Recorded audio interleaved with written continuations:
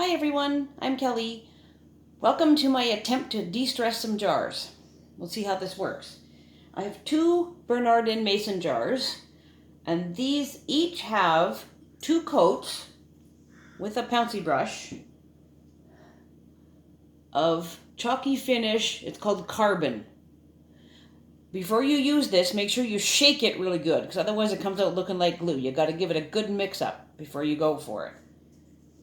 So my plan is to cover one of them with antique gold and the other one with burnt sienna. And then I'll de-stress them and see what they look like. So again with the pounce brush, I'm not sure if I'm going to have to do one or two coats. When I get it done, I'll film it and then you can see what it looks like as I de-stress it. So stay tuned for the rest of it.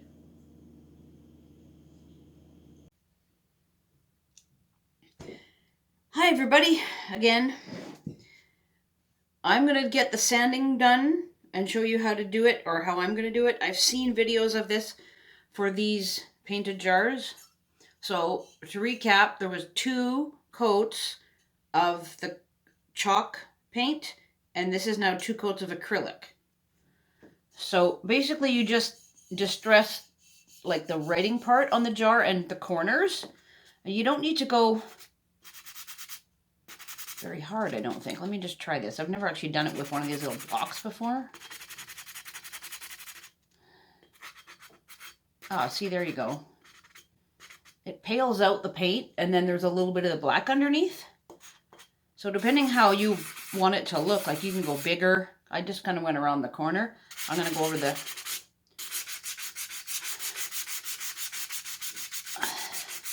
where it's written down now.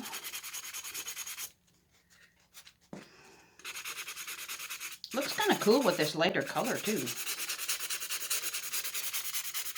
Here, I'll show you in a second.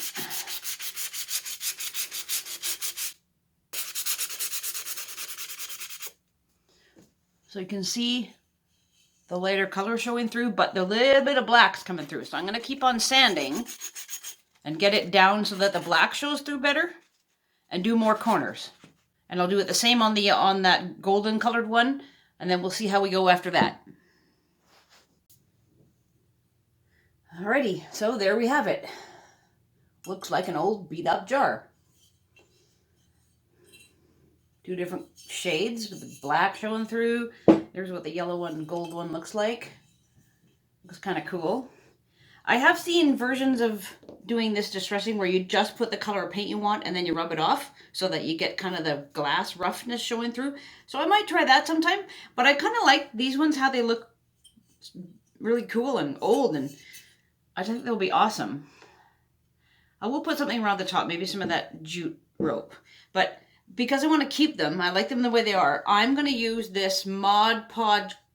I couldn't find matte. It is gloss, so we'll give them a bit of a sheen, but that's okay. I don't think it'll be too bad. Just to seal them up in case there's anything gets on them, then I can give them a wipe. Because if you just leave it like this with paint, if you wash it, it just comes off, which is fine if you want it temporary and you want to change up your paint color all the time and just keep using the same jar. Go for it. Don't have to seal it, but I'm going to keep these the way they are, so I'm going to spray this sealer on it. I'll probably go outside tomorrow because it's supposed to be a little drier, and I'll go out back, and you have to, be 12 inches away and blah, blah, blah. So I'll try it out, and then we'll put the twine on it, and we'll see how it looks like when it's all done. Bye for now. The two distressed jars are now done. I did seal them with Mod Podge, but I did not use the spray, partly because it was gloss, and I did not think that would look good, and partly because when I was wanting to get it sealed on the weekend, it was terribly rainy and windy outside, and I didn't want to go outside and spray, but you need to use that stuff in a ventilated place. So I took a pounce brush and my regular old matte Mod Podge and just did a coat over top just to seal it up. And that's just some jute twine tied around in a rough bow.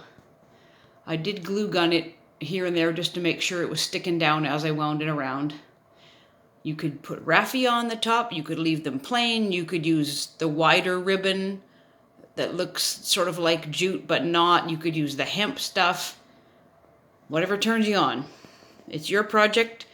Do it how you want. That's it.